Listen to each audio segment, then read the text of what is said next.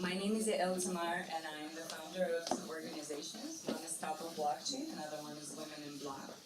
And Women in Block is an association that helps give stage to professional women in the blockchain and crypto industries, and just basically network together, exchange knowledge, exchange opportunities. It's for both women and men. The focus is on the female voice. We're going to invite Dafi Sinai to the stage. She founded Women in Bitcoin, and she dedicated a few last years of her life to getting women into Bitcoin and people into Bitcoin and helping them set up their wallets, helping them understand how to do this from A to Z. So I would say the real ambassadorship here starts with just getting people on Bitcoin and on crypto. So thank you for coming.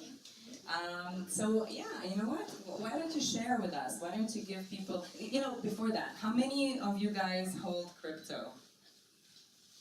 Okay, that's quite a lot. I would say that's about 20% of the audience. Oh, yeah, me too. So yeah, how did the rest of us get on it?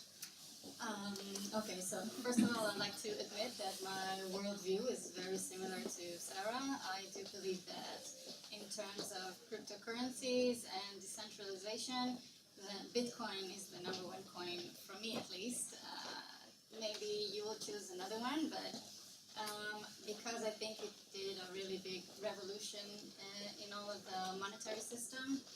And like Sarah says, it's a challenge for the bank system, everything that didn't change for decades. And also blockchain, I also have a different view about blockchain because I do believe that it's something that was created to support Bitcoin.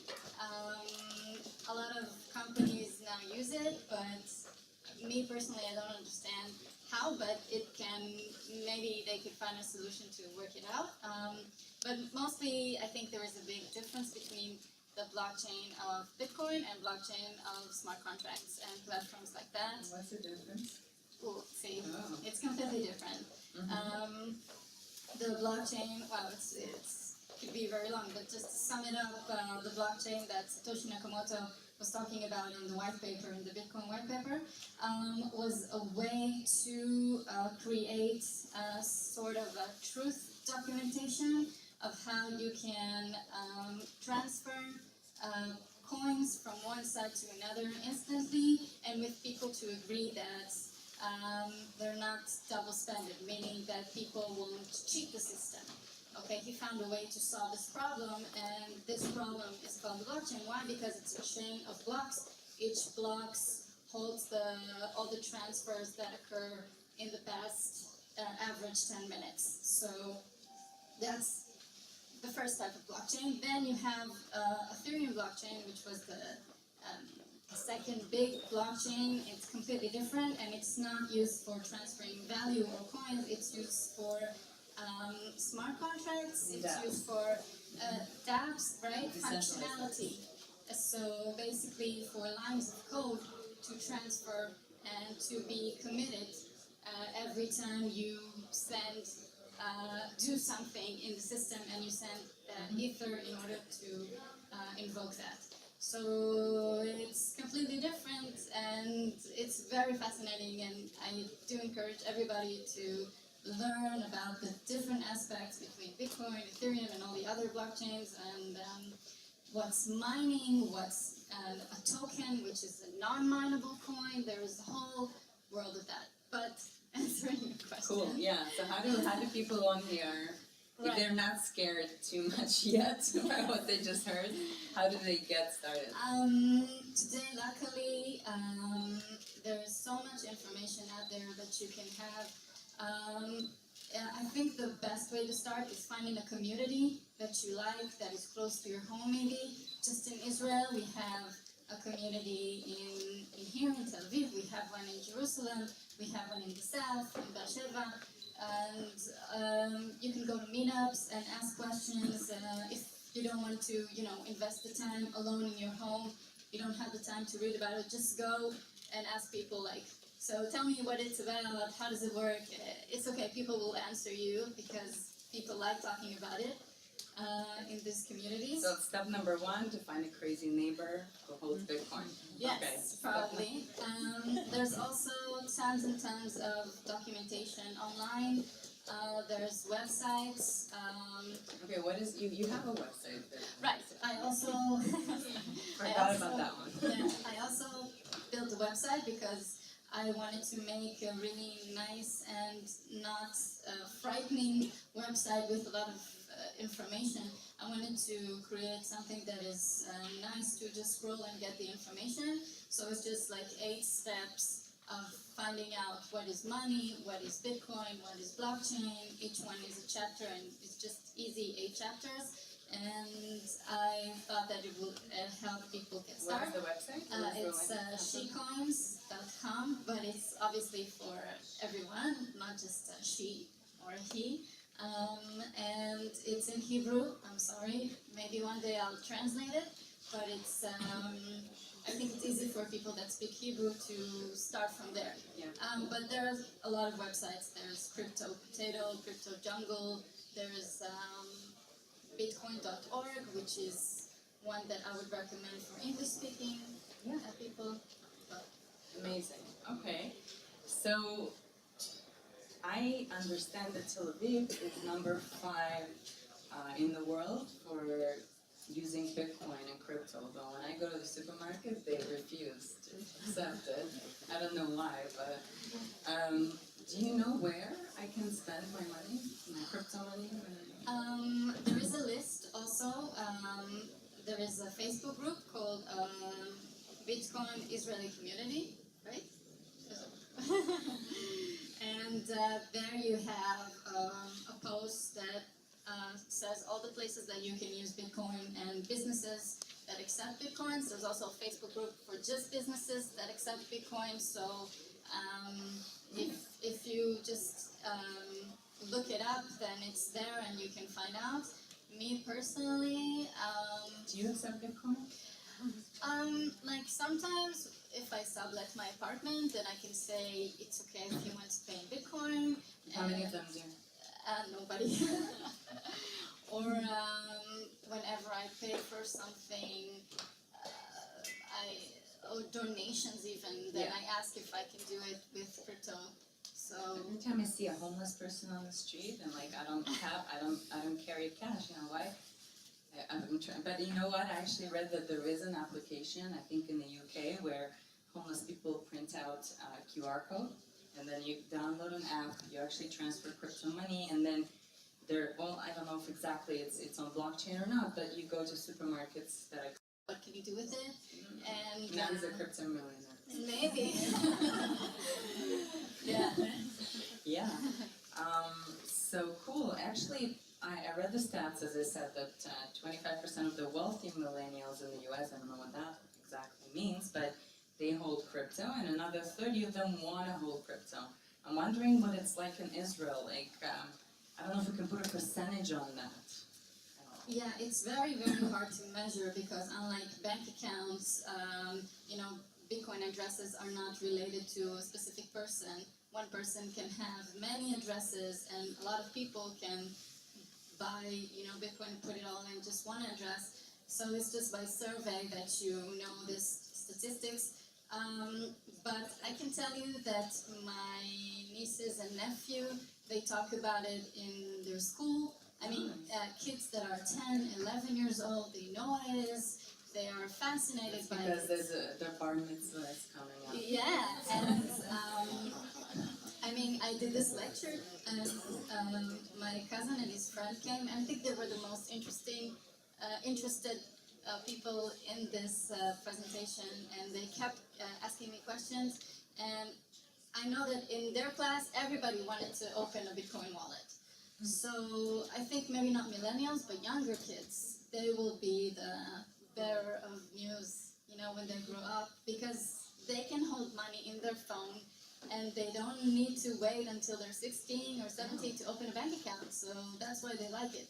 Nice. So it used to be that when Instagram came out, a lot of people went and registered the name of their kid. It was like 1 year old back then. Now, you know, I've got to go open my kid a wallet, and then if they're good, I might put 0.1 Bitcoin in there or something. Exactly, yeah. Nice. Actually, that's very good. That could be your new career, like crypto education in schools. I wish. I mean, there is a program now that they try to teach financial education in grade school, but then there was a big mess about it because who did they ask to do it? The banks. Yeah. So there was all the parents said, "What are you talking about? We don't want the banks coming." And the curriculum was how do you open a bank account and in which bank. And so that's obviously not financial education. So I hope maybe. Where do you put your money? A, in a pillow, under a mattress. It's horrible. It's horrible. Yeah, which mortgage insurance do you take out at the bank? But in this way really you can see the power of banks have over everything. Also the government, that they made them even, convince them that they will be the one to teach in classes, and so it's ridiculous. Really. Yeah, we have to take care of that. All right, so tell us about Bitcoin or any other coin. Like, which coin do you see being dominant in the future? Obviously Bitcoin. I think Ethereum will always be Bitcoin's biggest threat, I would say, but not really, because they can coexist together, so they can be pals, and all the dApps and all the things that are related to Ethereum will prosper, I think, also in the future. I also like Litecoin because it's simple and it's easy and it's sort of like Bitcoin, just lighter. So yeah, but it's an alternative. I mean, it's built off of the Bitcoin. Right. It's actually very similar. The code is really similar, but it's supposed to be faster transfer and with lower fees. Why? So, why do they manage to do that? Because instead of the block being created every average 10 minutes in Litecoin, it's in average every what? 1 minute? 2.5 minutes. Right, and also because, well, there's a whole thing with the mining, it's different mining code there, so, but if it's all the people are trying to transfer Bitcoin at once and the fees are high, then maybe you can use Litecoin as an alternative, and then you can change to Bitcoin later on. Okay, so right now we're in a situation where very few people hold crypto. Even in the crypto meetup, we have about 20% or less. What do you see as the biggest challenge to mainstream adoption? What should happen for that?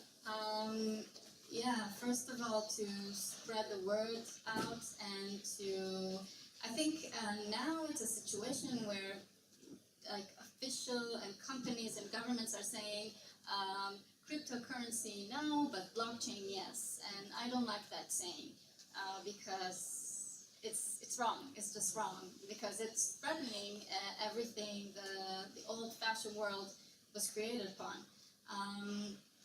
But I think just reading about it, going to lectures, getting inside the communities and asking questions, and also if you already know what it is, then what I do, if I go to a taxi or I go into a store, I ask them, do you know about Bitcoin? Do you accept Bitcoin?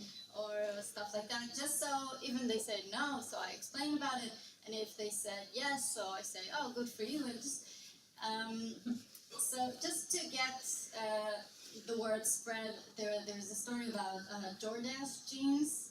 I don't know if you know, but like an Israeli that came to the United States, and he opened a store for jeans, and nobody heard about it. So he just went to all the stores.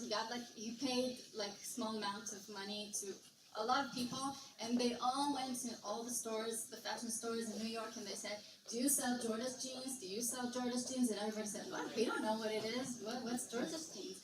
And that's how they spread the word out, and eventually the stores bought gorgeous jeans because they thought people want to buy it. That's amazing. Is that so? That's an Israeli brand.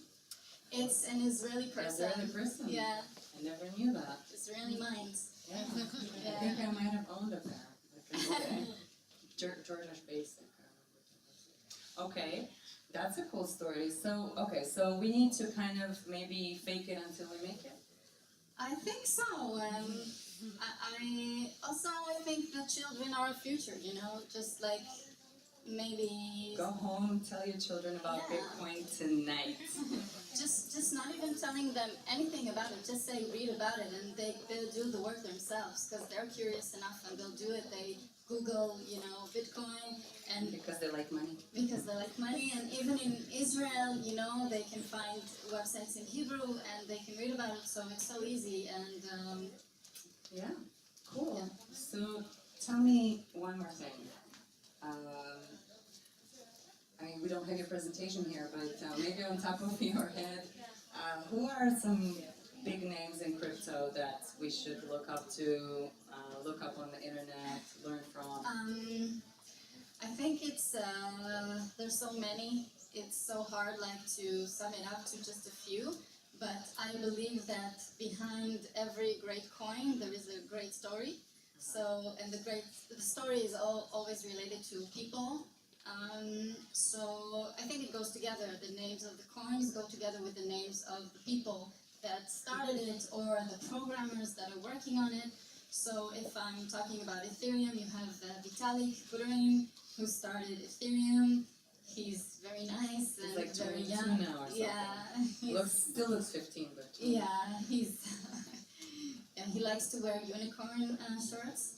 And you have Joe Lubin, who also is the founder of Consensus, and they have a lot of money to invest in startups that are related to Ethereum.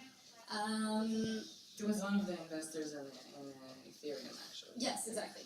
And if you Litecoin, there's Charlie Lee and his brother, and you have Monero, another coin that I like because it solves the problem of anonymity.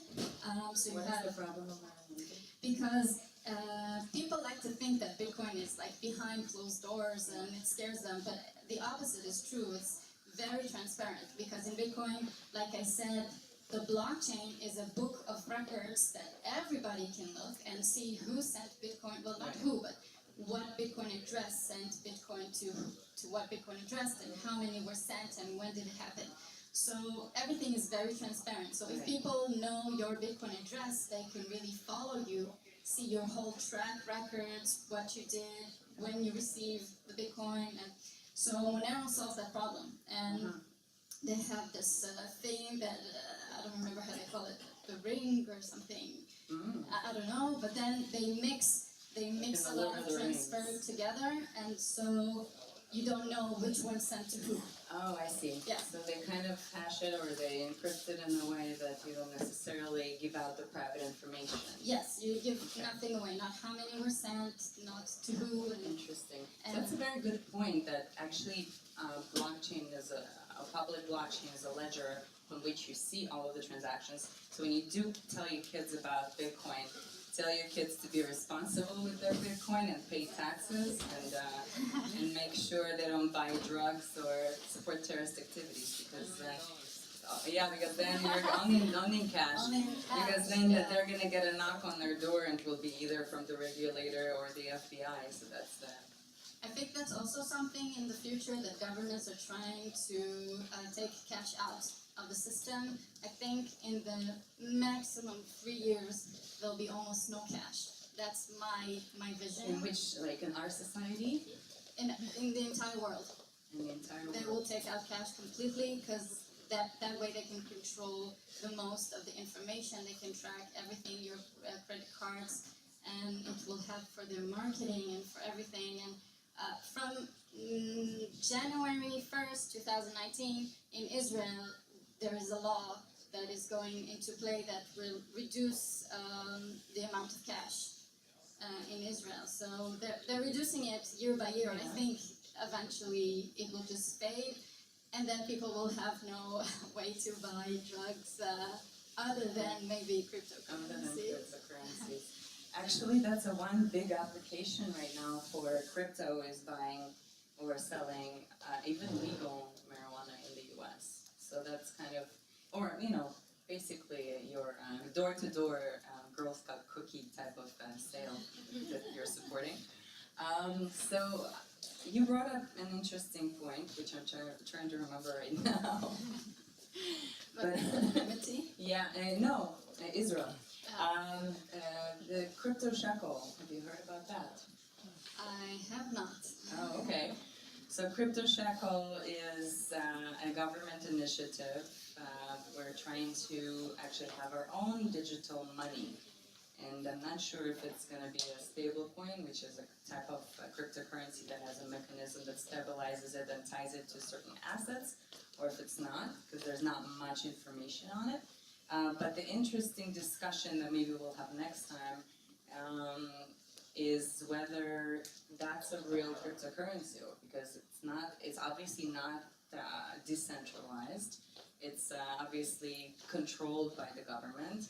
It's just kind of based upon this infrastructure of transparency and accountability of blockchain. But there's actually another place in Israel where they're using blockchain now, and that's the tax authority. They're actually allowing people to pay upon their blockchain system as well. So we're kind of implementing it little by little in the government. So I do agree that we're probably going to have, I hope we're going to have cashless society. I refuse to use cash in most situations in life.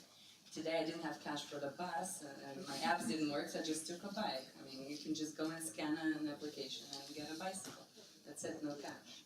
So I just don't like that whenever I pay any time or anything, then the entire information is recorded for banks, on so. the bank, you mean whenever you pay with a credit card? Yeah, or now I know that a lot of, Rafkaf tickets for public transportation, so not in Israel, but in other countries, they also connect it to your bank account.